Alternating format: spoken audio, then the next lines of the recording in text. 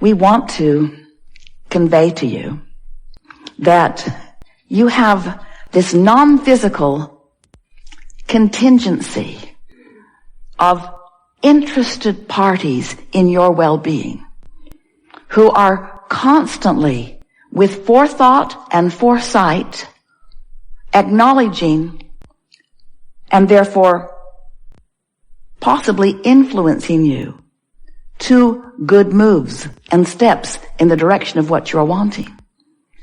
We want you to know that when you practice the vibrational vicinity of who you really are, that you have access to more of what you would call insight. If you're talking about the beasts of your planets, you call it instinct.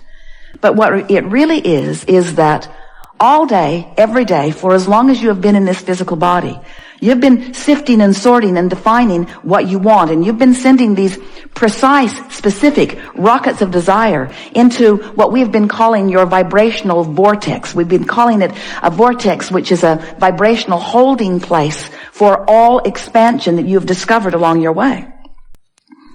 And so, the source within you, and we are including your inner being and those dearly departed who know of you, who are interested in what you are doing. This cadre of non-physical interest and love and attention that is focused upon you knows who you are in terms of what you've become, what's in your vortex, and all the things that you lived in order to put it there, and most important, where you stand right now in any moment in vibrational proximity to it.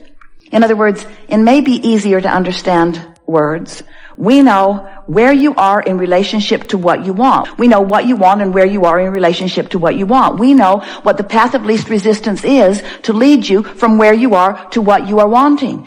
And we are always aware of where you stand in relationship to it, and always giving you loving guidance in the form of influence or clues, sometimes so vivid that it just knocks us over that you miss it.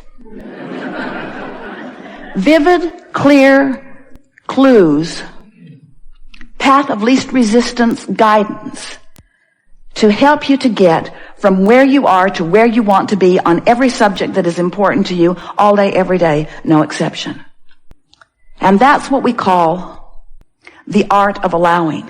You preparing yourself vibrationally so that you don't miss the clues, because they're there all day. When you establish a vibrational pattern, usually by virtue of something that you've been observing, that vibrational pattern forms a point of attraction. Recently we've been calling it your emotional grid. It's like the grid or the framework of a building that's going to fill in with more details. But it's an emotional vibrational grid that is the framework. You walk around in it, it's your point of attraction.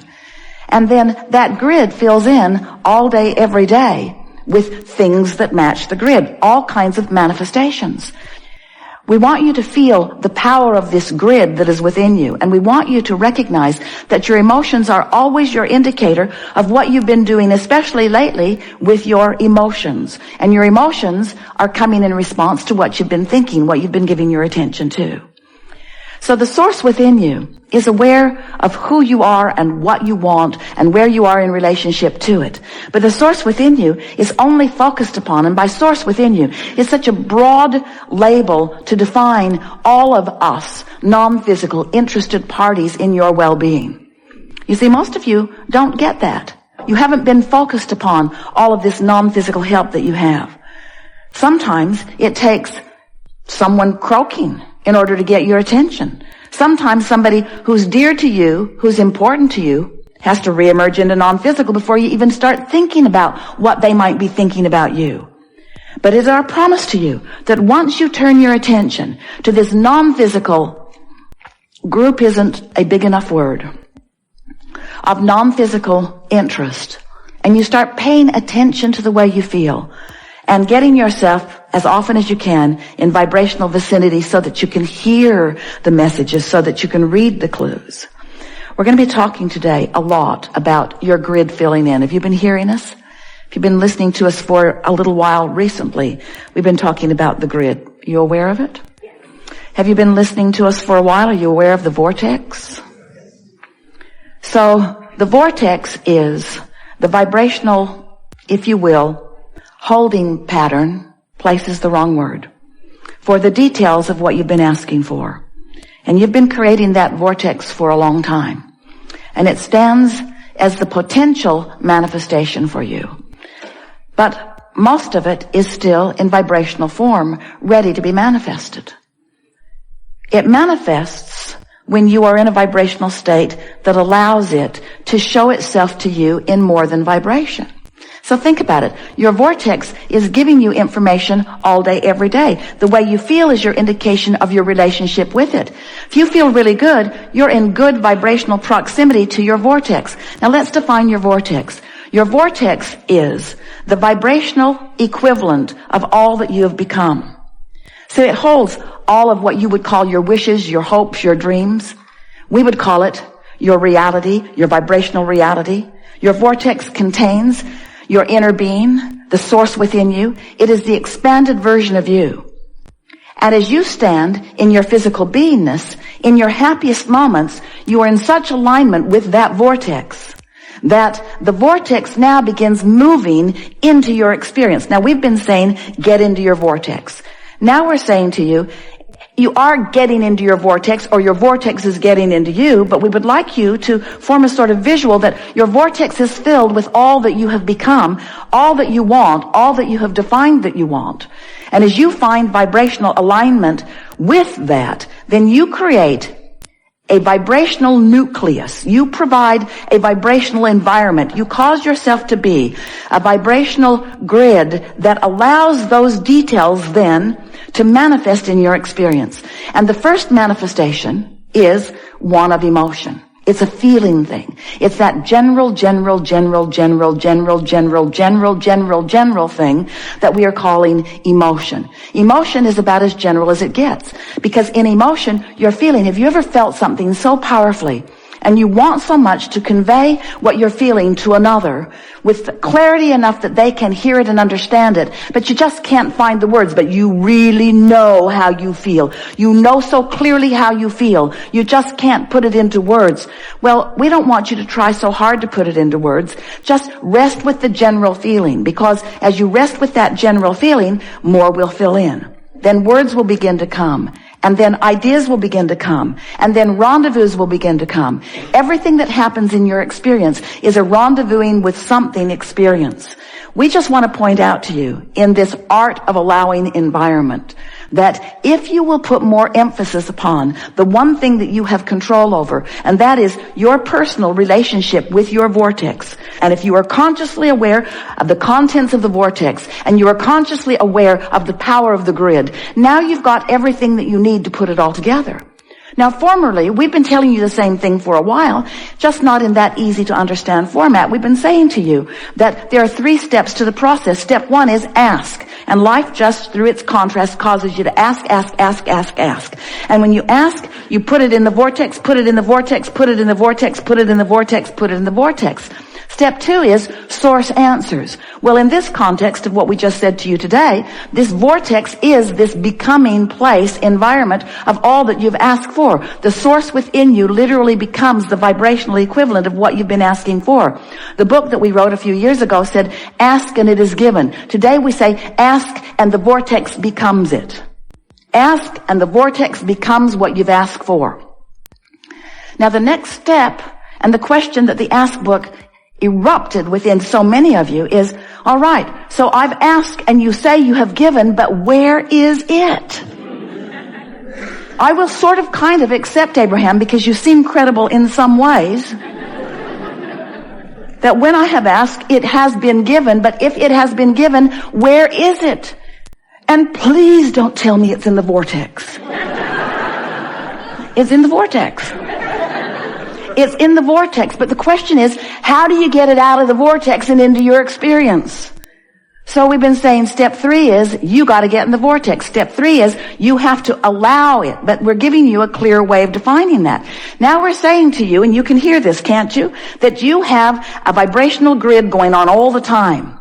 You have this grid going on. In fact, you've got a grid about money. You've got a grid about lovers. You've got a grid about employers. You've got a grid about employees. You've got a grid about people in traffic. You have opinions that have caused you to form grids about just about everything in the world. And your grids in any moment in time are stacking up and equaling your point of attraction. So you're walking around with, we love you very much. You know what's coming after that, don't you? You're walking around with sloppy grids. You're walking around with a grid that has been inspired by that experience and a grid that has been inspired by that experience. So you've got all of these reactionary grids going on that are then affecting your relationship with your vortex. And so we want you to stop reacting so much to what's going on. You may have, if you've been listening to us for a while, and some of you have, you may remember us saying to you that most people offer most of their vibration in response to what they're observing. So you're out there observing stuff and creating a grid. And your human, logical mind wants to say, well, Abraham, there are all of these truths that I am aware of. And isn't it prudent for me to observe and sift through and focus upon these truths? And we say, but can you hear the backward nature of that? What you're actually saying is, Abraham, there's stuff that people have got going on with their grids that is manifesting in a way that I can see it. So since they created it and their grid filled in with it, shouldn't I observe it? And we say, yes, if you want your grid to fill in with it. If you like what you see, give it your undivided attention. If you don't want it, turn the other cheek. If you don't want it, give your attention to something else. If you don't want it, create your own grid. And so most humans, it's sort of a cry that's coming from humanity these days. Abraham, we hear you. Abraham, Abraham, we hear you saying, Abraham, I don't get this. How in the world can I offer a vibration apart from what I am observing? And we say, go general. Go general. That's what meditation does for you. That's what petting your cat does for you. That's what caring about how you feel does for you. In other words, you just have to decide that you're going to connect with that basic core grid of well-being. And when you do, have you heard us say, surely you have, because we say it all the time, that one who's in alignment with who you are is more powerful than millions who are not. One who's connected to the stream is more powerful than millions who are not. One who's in the vortex is more powerful, more attractively powerful than millions who are not. In other words, you just have to experience the leverage of alignment.